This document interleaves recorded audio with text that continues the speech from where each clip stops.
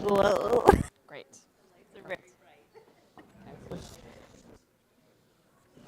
I'm not sure it helps our photos.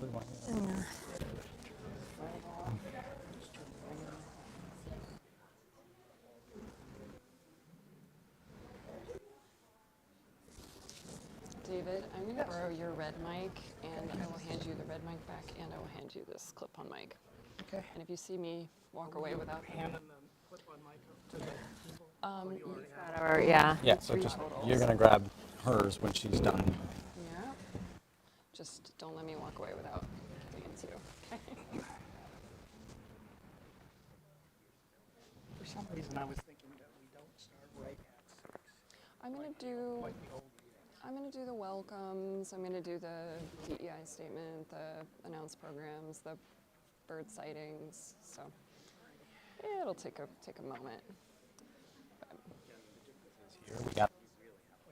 I saw like out. I saw like it closed the doors. Yeah. That's okay. 2 hours is a generous length of time, right? Still honking on in 2 hours is a problem. I think we all need to get home for dinner. It's Yeah. okay. Okay.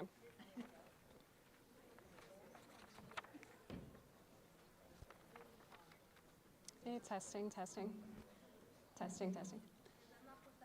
Hi there, everyone. Welcome to Washtenaw Bird and Nature Alliance. We have a wonderful presentation tonight about nature in focus. My name is Jessica Adamczyk. I'm secretary of the board of WBNA. I am standing in tonight for our president, Juliet Berger, who is out of town and I believe is watching on YouTube Live. We have many folks tuning in from YouTube Live, so welcome to all of those folks virtually, and in future, all of our programs here at the library, we have a virtual option as well, so please tune in or come in whatever format you're able to.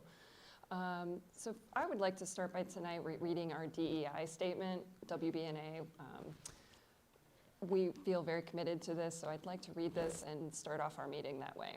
So, the Birds Washtenaw Bird and Nature Alliance pledges to protect, differ in color, size, behavior, geographical preference, and countless other ways. As we honor and celebrate the equally remarkable diversity of the human species, WBNA considers the work of inclusion, diversity, and equity a top priority moving forward. We hope that in doing so, we can bring new creativity and energy to our work in Washtenaw County and beyond for people and birds alike. So before we start our panel tonight, we typically open up the floor for any interesting bird sightings. So I'd love to ask anyone here in the room if you have a favorite bird sighting from the past month or so that you'd like to tell us about, and I can repeat that for our Zoom audience. So go ahead, anyone? Up here as well? Go ahead. It's not terribly special, but I did see a flicker in my backyard today. Flickers are really special, especially this time of year. They're just magical. Anyone else? Go ahead. It wasn't me who saw it, but one of my coworkers up in Oscoda, the Oscoda Owls school, they had a eastern, I think it's a saw-whet owl that landed right in their windowsill. So it was kind of special because they're the owls. Yeah, a school in Oscoda, that's the school mascot is an owl. They had a northern saw-whet owl. Yeah. What a name. What a beautiful bird. That's so special. Anyone else? Go ahead. The Detroit River International Wildlife Refuge, I saw 2 eastern bluebirds, which I usually typically don't see very often, especially this time of year. Eastern bluebirds, they're just like little jewels, little gems to see, when, especially against the snow. Their blue color is unreal, isn't it? Anything else anyone would like to share? Jessica, just maybe put a plug in. We had our annual visit to the UP just last weekend. Oh, yes. And we did get a good fix. Yes. We got a good fix of all the usuals, or most of the usuals. Lots of snowy owl sightings and grouse, both rough and sharp-tailed. And let's see, we had a long-tailed duck, which was a lifer for me. So it was, and not as many finches as we were hoping for, no grosbeaks, but we did get white-winged crossbills. So it was a good outing, and encourage you all to join us next year when we do it again. Yeah, for those who didn't hear, that was our annual trip to the UP. So those northern birds are coming down from Canada and the boreal forest, and they think of Michigan as the most tropical place to spend their winters. So it's a very special thing to go birding in the UP in January. Not for the faint of heart, but we make it really fun. So it's a great plug. We do that every year, every January. We have a few upcoming programs that I will just give a quick plug for.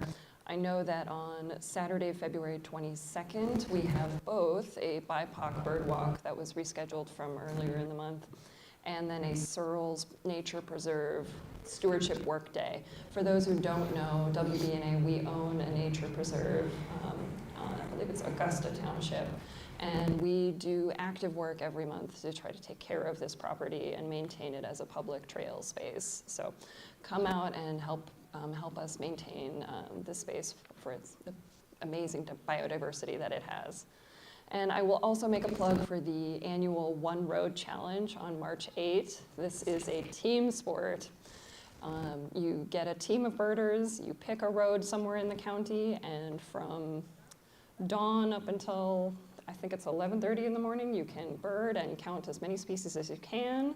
And there's a lot of specific point rules, and it's all on our website. So that's March 8th. And if you don't have a team, please don't let that discourage you. There's plenty of opportunities to join other teams and to come along with people who may be more experienced than you. So it's a come one, come all event.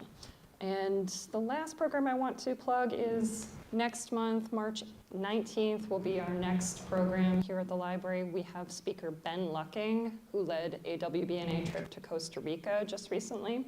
So he'll be sharing a lot of highlights from that Costa Rica trip. And I believe Ben will be Zooming in, so we are going to be figuring out the way to get him from wherever he is in the world on Zoom, but here in the library, streaming it for our patrons as well. So.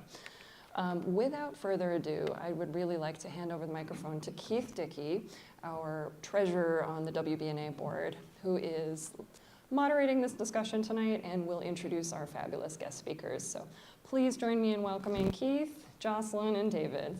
Thank you. Thank you all. We're super excited to talk about nature photography, bird photography with you all. I've got two awesome photographers with me. And I'm going to be a bit of the MC for this conversation. And I'll talk a little bit about the format and what we're going to try to do in the next hour and 3/4.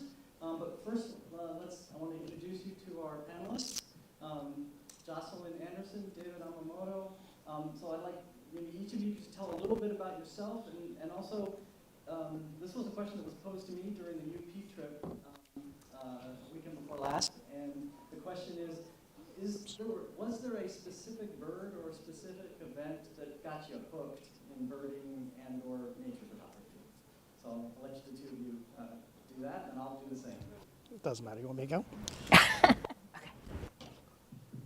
Well, I have to stand up. I get very excited about birds and bird photography, both in person and online. I've been doing bird photography for about 8 years on Society, Living Bird Magazine, and I love it. It's quite a challenge. I was where you can feed them by hand, and it was just so much fun.